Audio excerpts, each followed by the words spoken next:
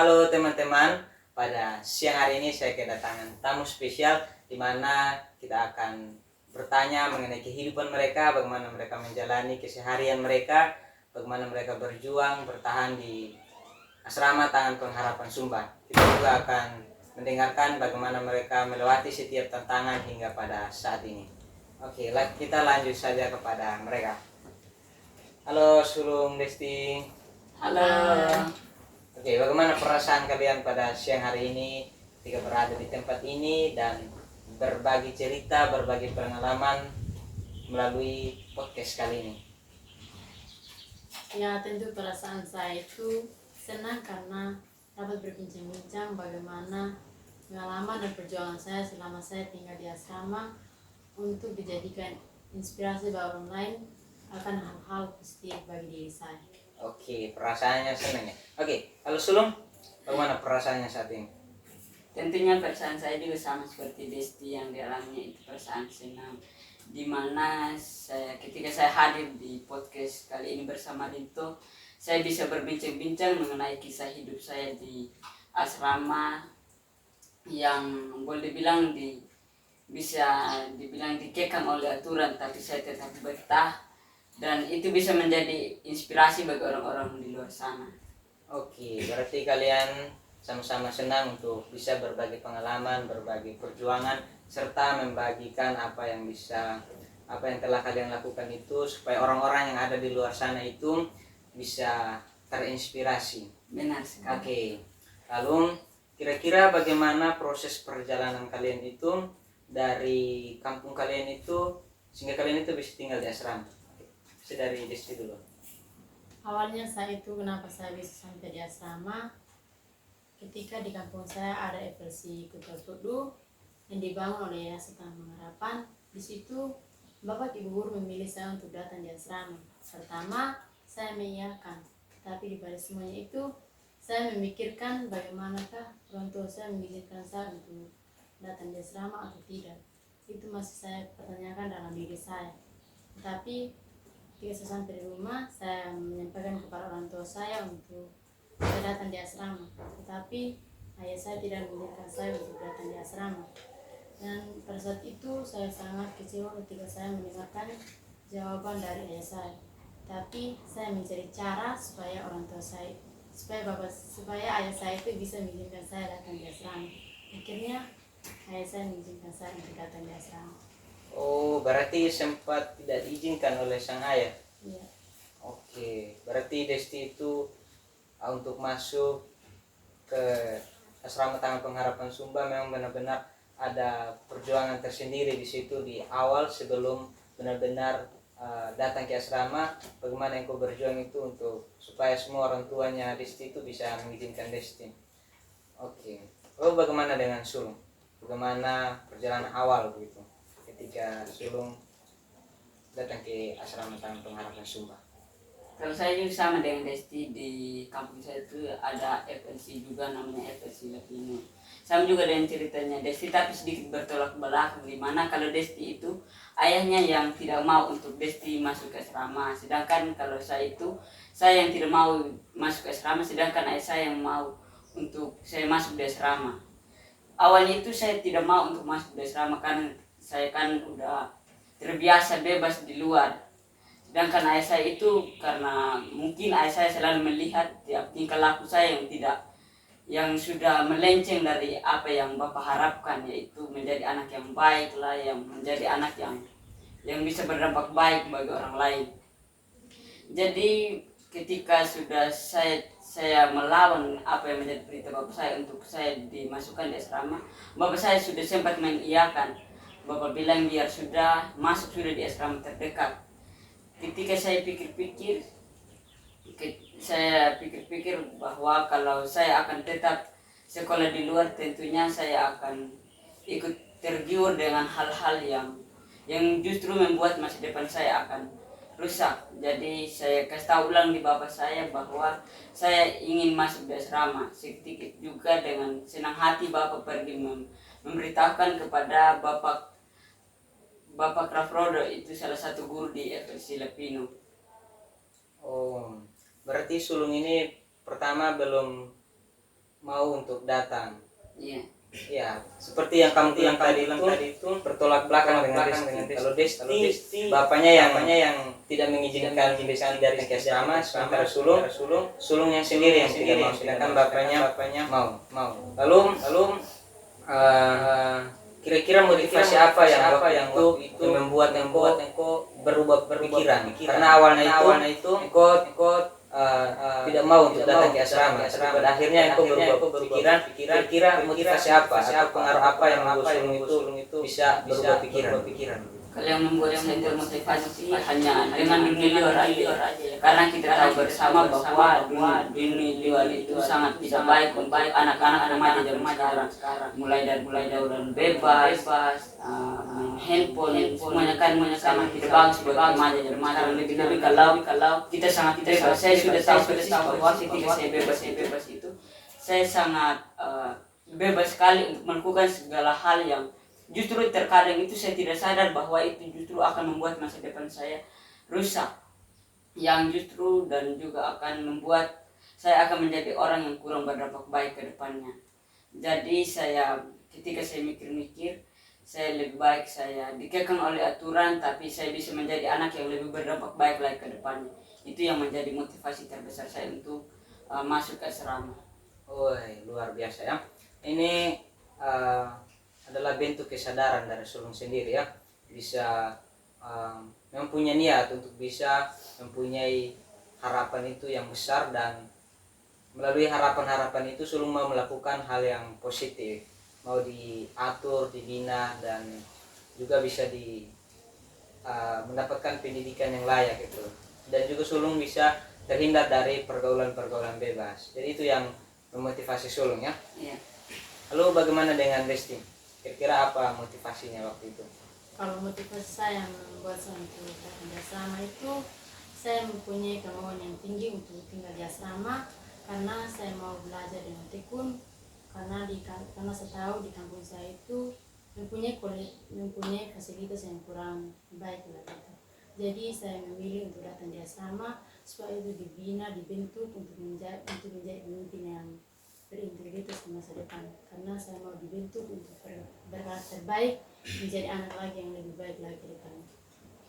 Oke, berarti Desti ini benar-benar punya keinginan yang kuat ya, sampai-sampai dia bisa melakukan dengan cara yang bisa dikatakan cara yang tidak pantas begitu, untuk supaya ayahnya itu bisa mengizinkan Desti, ya kan Desti? Iya.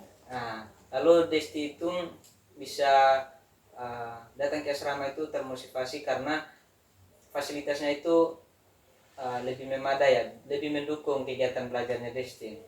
Oke.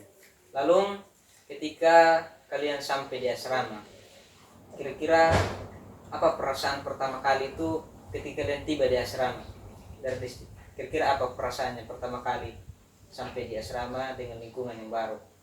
Pertama itu ketika saya sampai pertama di asrama, tentu perasaan saya senang, karena selama ini saya tunggu-tunggu untuk datang di asrama, dan saya senang sekali ketika saya sampai di sore hari waktu itu. Jadi di malam harinya saya perasaan senang itu hanya sebentar lalu hilang tanpa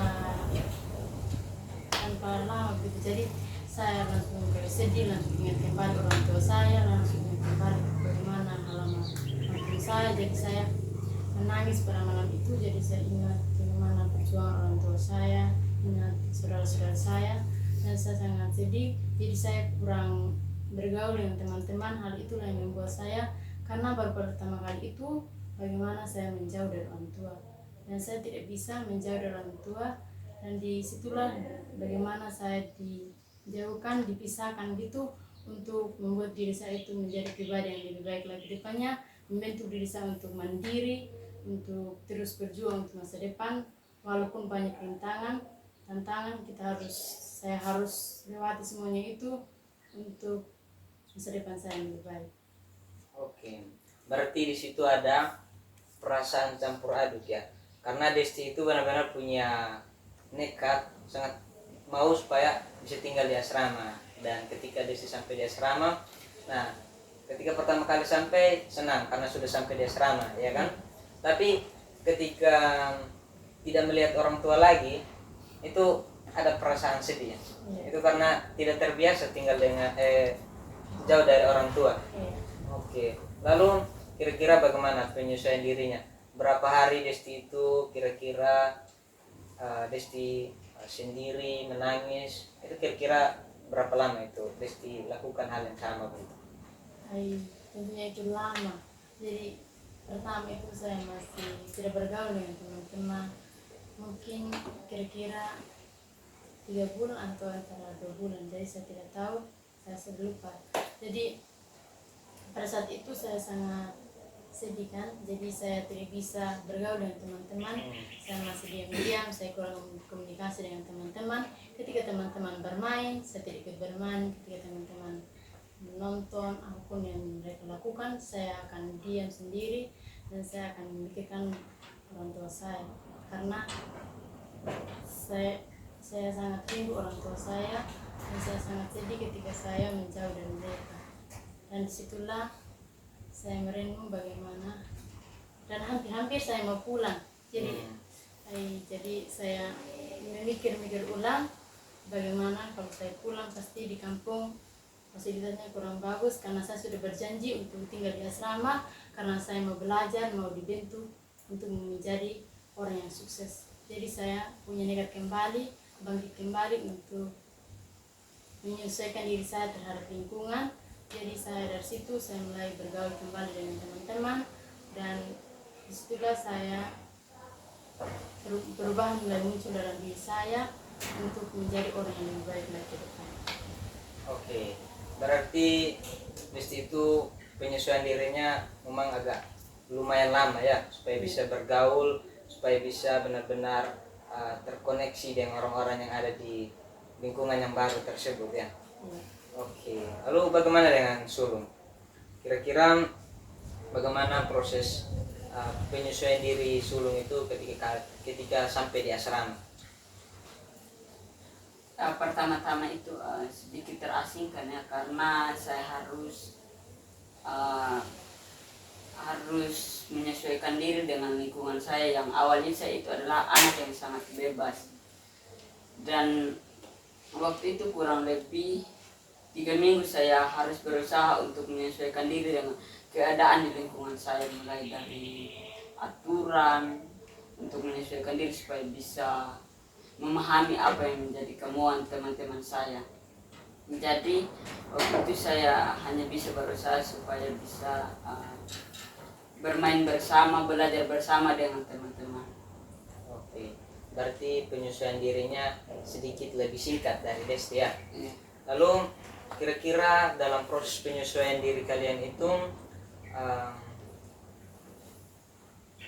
perasaan kalian itu yang motivasi kalian yang sebenarnya itu yang kalian sudah bangun dari semenjak kalian masih di kampung itu kayak kembali muncul gitu ya, saat kalian merasa terasing, merasa sendiri, itu motivasi kalian itu bisa kembali muncul supaya kalian itu tetap bertahan gitu ya. Iya, benar sekali. Oke, kira-kira tantangan atau tekanan pertama kali sampai di asrama, kira-kira ada tekanan yang menurut kalian itu paling berat waktu pertama kali kalian sampai di asrama? Ya seperti aturan lah gitu, kira-kira aturan yang membuat kalian itu aduh saya ini tidak sanggup kalau dengan aturan seperti ini. Ya, ada. Kalau soal itu ada, kan kami di asrama itu harus bangun jam 4.45. Kami harus siap ibadah. Sedangkan saya itu di kampung, saya biasanya itu bangunnya jam 7 lebih, karena juga dekat sekolahnya dengan rumah tempat tinggal. Jadi saya biasanya bangun jam 7 langsung mandi untuk pergi ke sekolah. Sedangkan sini saya harus bangun jam 4. Sedangkan di asrama saya harus bangun jam 4.45 untuk harus ibadah bersama. Dan itu sangat membosankan bagi saya, tetapi perlahan-lahan itu sudah menjadi kebiasaan bagi saya. Terlebih-lebih itu sudah menjadi motivasi terbesar saya untuk bisa mendekatkan diri lagi kepada Tuhan. Oke, berarti yang waktu itu karena memang tidak terbiasa ya bangun pagi waktu masih tinggal di rumah, jadi memang agak sulit untuk bangun pagi karena memang untuk pertama kalinya itu kalian harus bangun 4.45 di pagi hari, dan itu memang saya rasa kebanyakan orang mengalami tantangan yang sama, di mana ketika mereka sampai di lingkungan yang baru memang akan ada kesulitan yang mereka harus hadapi itu supaya mereka bisa menyesuaikan diri dengan lingkungan. Tapi bersyukurnya sekarang sudah bisa menyesuaikan diri dengan peraturan itu. Ya sudah bisa karena sudah sedikit lama untuk tinggal di asrama, jadi sudah bisa untuk menyesuaikan diri dengan semua peraturan yang ada di asrama.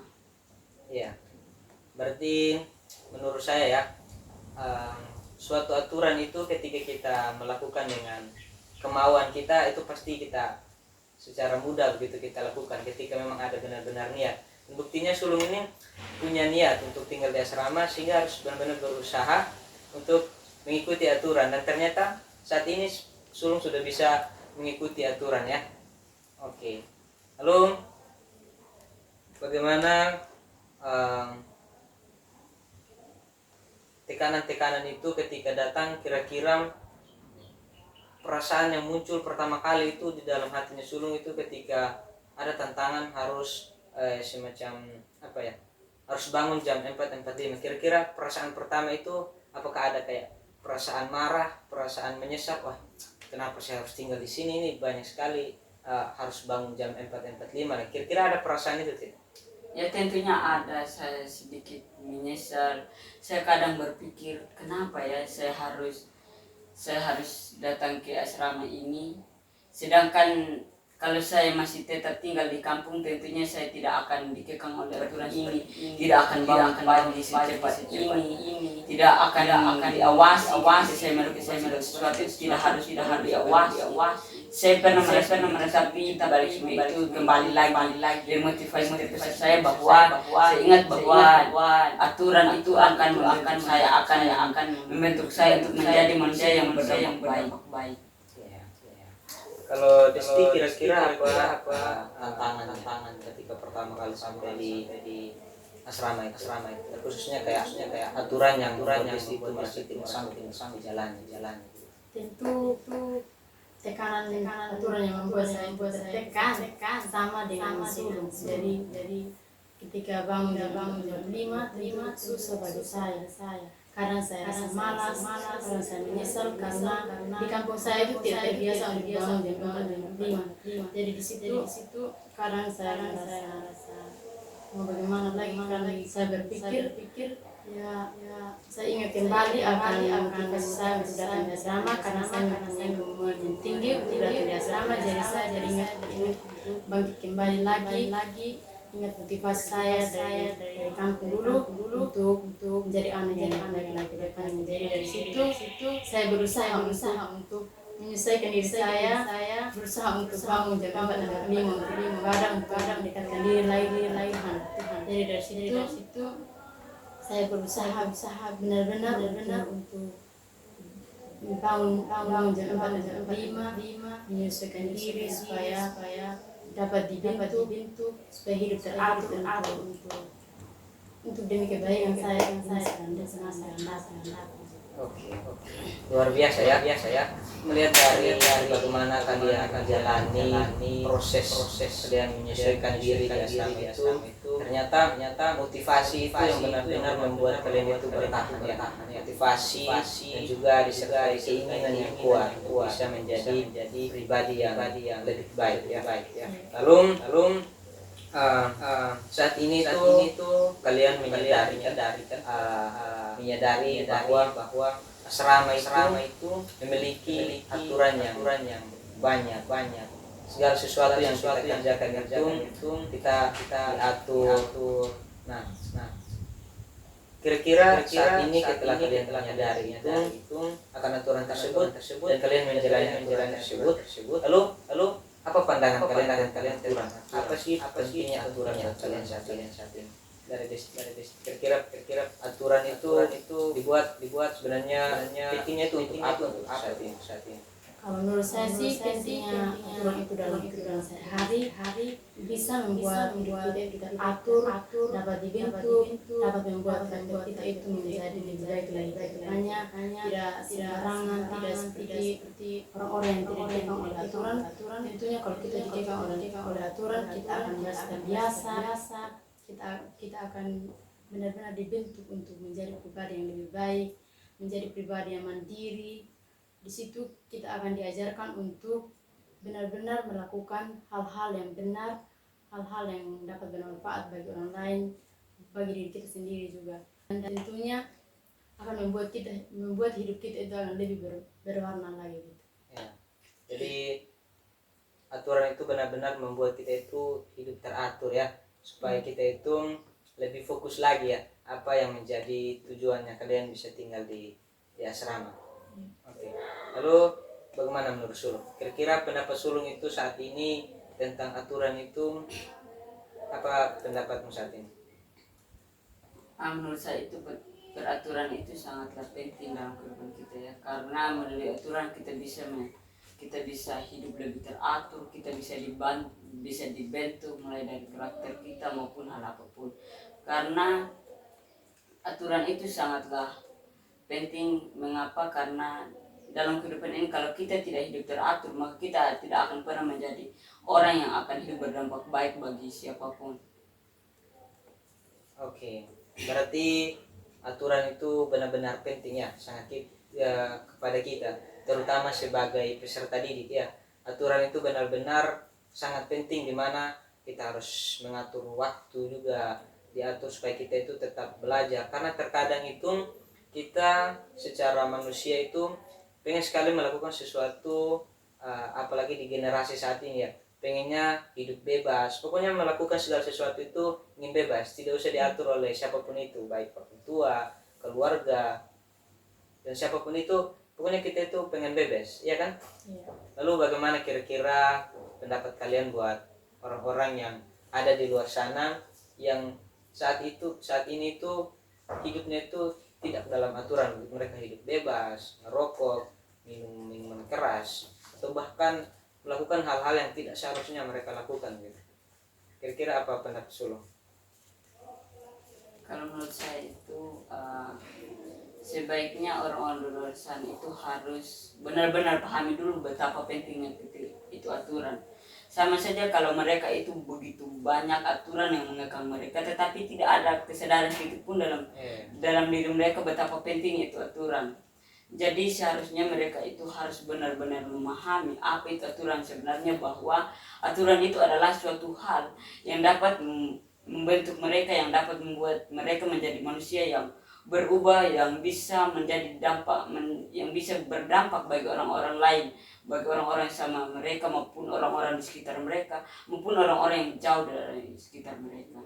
Oke. Lalu apa harapanmu kepada orang-orang itu yang hidupnya bebas, tidak hidup dalam aturan? Apa harapanmu buat mereka saat ini? Harapan saya itu buat orang-orang yang hidup bebas sekarang itu, mereka harus mau dibentuk, harus lebih mendekatkan lagi kepada orang-orang di sekitar mereka yang benar-benar mengerti bahwa perubahan itu sangat baik bagi kehidupan kita, karena kita sudah menjadi manusia yang sudah berubah dari tentunya kan kalau kita itu manusia, tidak ada yang tidak pernah berbuat kesalahan, tidak ada manusia yang sempurna. Tentunya kita akan selalu diberikan kesempatan untuk berubah. Jadi seharusnya kita harus menggunakan kesempatan itu untuk menjadi orang berubah, supaya kita bisa menjadi orang berdampak baik. Oke, luar biasa ya. Melalui podcast kali ini, biarlah melalui apa yang diharapkan Sulung itu, supaya orang-orang yang ada di luar sana, baik mereka yang mendengarkan saat ini, bisa menyadari bahwa betapa pentingnya aturan itu. Oke. Lalu bagaimana menurutmu, Desti? Pentingnya akan aturan itu buat kehidupan generasi-generasi saat ini untuk mencapai masa depan mereka. Ya, menurut saya pentingnya aturan bagi orang-orang di luar sana itu Ya, walaupun aturan itu berat kita lakukan, tetapi kita harus mempunyai kesadaran diri. Kita harus berusaha menerima setiap aturan itu dengan baik. Walaupun aturan itu memaksa diri kita untuk melakukan, karena kita tahu bahwa aturan yang dibuat itu tentunya hal-hal yang benar yang dapat membentuk diri kita untuk menjadi pribadi yang lebih baik lagi depannya. Dan tidak ada aturan pun yang dibuat itu ke hal yang tidak baik menurut saya. Jadi punyalah kesadaran diri untuk berubah ke arah yang lebih baik. Oke, berarti aturan itu sangat penting ya untuk bisa mengatur generasi-generasi saat ini supaya mereka itu bisa fokus pada apa yang seharusnya mereka lakukan, terutama mereka itu mengejar cita-cita mereka, mengejar mimpi mereka. Selanjutnya di dalam keseharian kalian saat ini di asrama itu, tentunya setelah kalian menjalani beberapa tahun di sana, kira-kira perubahan apa yang benar-benar kalian menyadari saat ini? Perubahan yang sangat membuat kalian itu merasa, kalau saya tidak di sini pasti saya tidak akan seperti ini, begitu. Bisa. Saya berbahan saya selama saya tinggal di asrama itu, saya sangat bersyukur ketika saya tinggal di asrama, di mana saya mengalami perubahan sungguh luar biasa gitu. Jadi di kampung dulu itu saya benar-benar meningkatkan diri kepada Tuhan. Jadi ketika saya sampai di asrama, Bapak guru mengajarkan kami semua tentunya. Tapi saya menyadari bahwa intinya kita mendekatkan diri kepada Tuhan, betapa kita harus bersyukur bagaimana Tuhan telah memberikan kita kebaikan, kesetiaannya dalam kehidupan kita gitu. Jadi dan perubahan juga yang sungguh luar biasa dalam diri saya itu, dimana dulu saya masih pendiam, jadi sekarang kan sudah bisa berkomunikasi dengan orang-orang gitu, seperti saat ini. Jadi dulu juga saya itu orang yang malu-malu, bisa dikatakan pemalu. Jadi sekarang saya sudah berani. Ya, saya sudah berusaha untuk beranikan diri tampil di depan umum, berusaha untuk pokoknya beranikan diri dalam hal apapun gitu. Jadi saya berusaha belajar melakukan perubahan ke arah yang lebih baik, karena saya tahu ketika saya datang di asrama ini, saya mau benar-benar membentuk karakter saya untuk masa depan saya yang lebih cerah lagi ke depannya gitu. Oke, berarti perubahannya itu sangat banyak ya. Sangat banyak perubahan yang dialami setelah tinggal di asrama. Lalu bagaimana dengan Sul? Kira-kira perubahan yang Sulung sadari saat ini itu benar-benar mengubah kehidupannya Sulung itu, ketika Sulung itu menjalani kehidupan melewati setiap tantangan di asrama Tampung Harapan Sumba? Perubahan yang saya alami menurut saya sangat luar biasa sih. Walaupun saya baru kurang lebih 10 bulan ya, karena Desti ini kan sudah lebih duluan dari saya. Waktu itu di kampung saya itu sangat bebas sekali. Keseharian saya itu hanya melakukan screen time, main HP terus, main game, dan melakukan banyak hal di HP, bahkan hal-hal yang tidak bermanfaat. Jadi ketika saya sampai di asrama itu, saya sudah bisa bagaimana pentingnya itu gitu. Saya sudah tahu bagaimana pentingnya itu belajar. Saya sudah lebih giat lagi untuk belajar, menghabiskan waktu yang luang untuk belajar. Jadi saya sangat bersyukur sekali. Kadang saya berpikir juga, terkadang saya menyesal, andaikan saja saya dulu masuk bersamaan juga dengan teman-teman yang sudah lama sini, pasti saya juga akan sudah lebih bisa. Karena yang saya rasa, saya memang sudah bisa menyesuaikan diri, tetapi saya merasa sedikit bahwa teman-teman yang sudah duluan sudah lebih bisa sedikit dibandingkan saya, karena mereka sudah dari SMP, mereka sudah benar-benar dibina, benar-benar dididik, benar-benar sudah dikekang oleh aturan, dan belajarnya itu sangat aktif. Jadi terkadang saya merasa seperti itu, tapi sekarang saya berusaha untuk menyesuaikan diri saya dengan itu semua. Saya tetap bersyukur bahwa Tuhan sudah mengizinkan saya untuk masuk di asrama itu, di asrama. Berarti perubahannya sama seperti Destia, sudah bisa mengalami beberapa perubahan, dan walaupun dalam jangka waktu yang tidak sama dengan Desti, tapi itu sudah menjadi perubahan yang sungguh luar biasa. Dan melalui perubahan-perubahan yang kalian sudah alami tersebut, kira-kira ya prestasi apa yang sudah kalian capai dalam diri kalian sejauh ini? Kira-kira ada prestasi yang benar-benar membuat kalian itu sangat bangga begitu? Disti, kira-kira apa prestasi yang membuat Disti itu sangat bangga, sangat senang sekali begitu?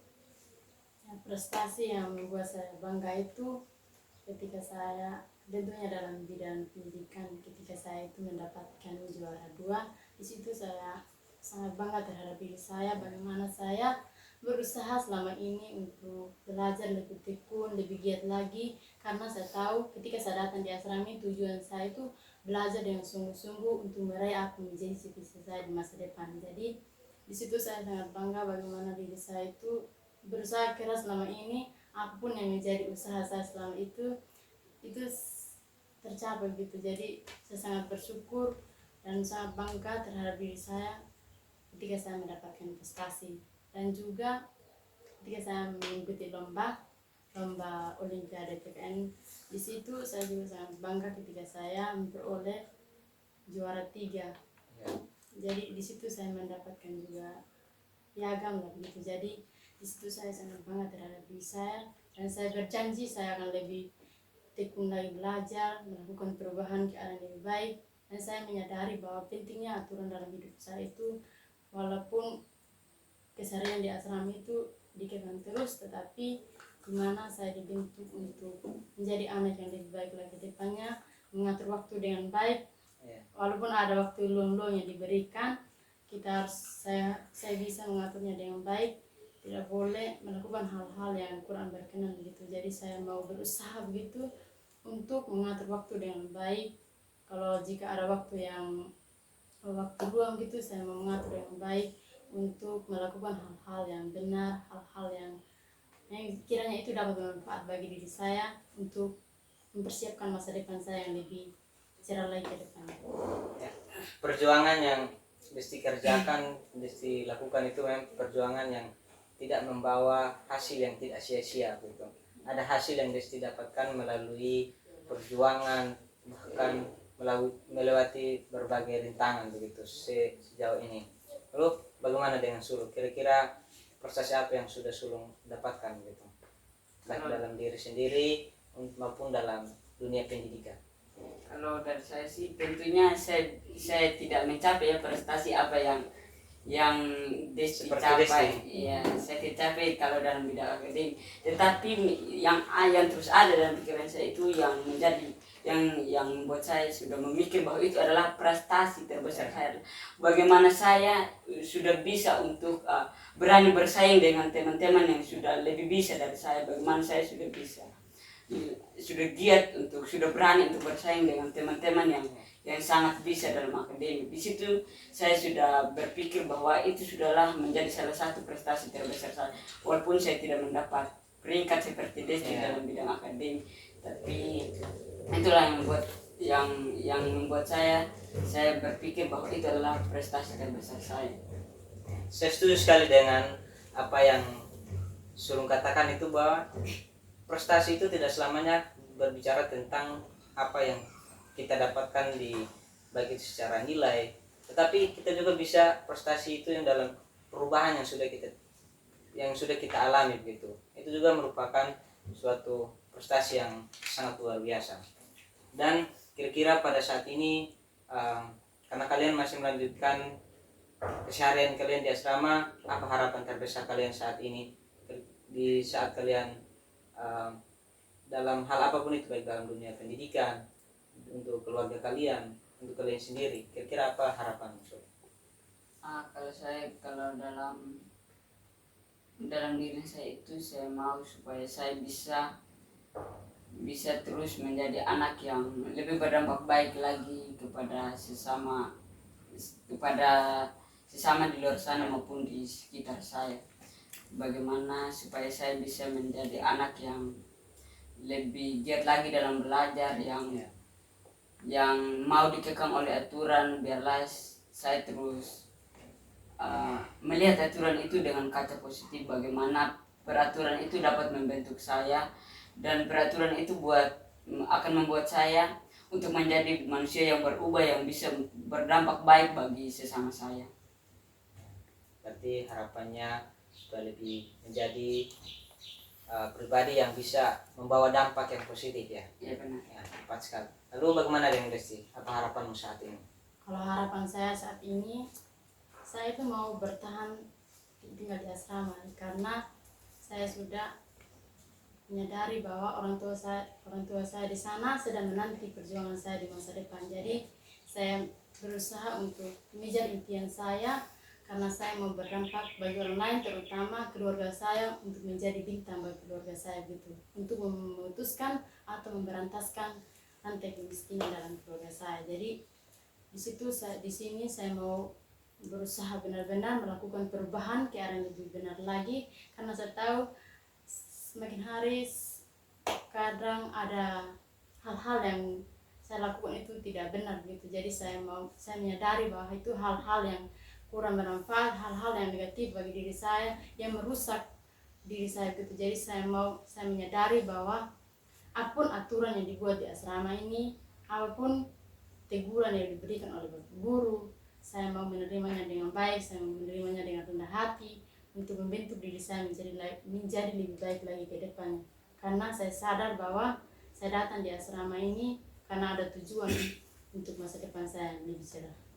Oke, berarti harapan kalian itu benar-benar ingin melakukan perubahan di masa yang akan datang.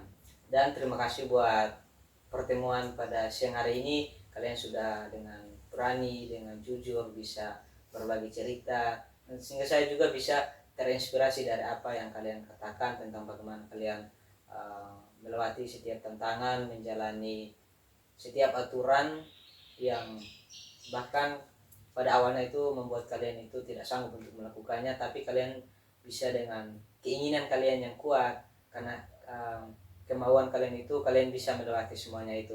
Dan saya harap kalian juga bisa apa yang kalian harapkan saat ini itu bisa kalian capai dan bisa kalian terapkan dalam kehidupan kalian, buat diri kalian sendiri, buat keluarga kalian, dan bahkan bisa melakukan perubahan buat orang-orang yang ada di kampung, buat mereka yang ada di luar, untuk bisa memberikan kesadaran, memberikan pemahaman kepada mereka supaya mereka juga itu bisa lebih menjadi orang-orang yang melakukan hal yang benar dalam kehidupan mereka.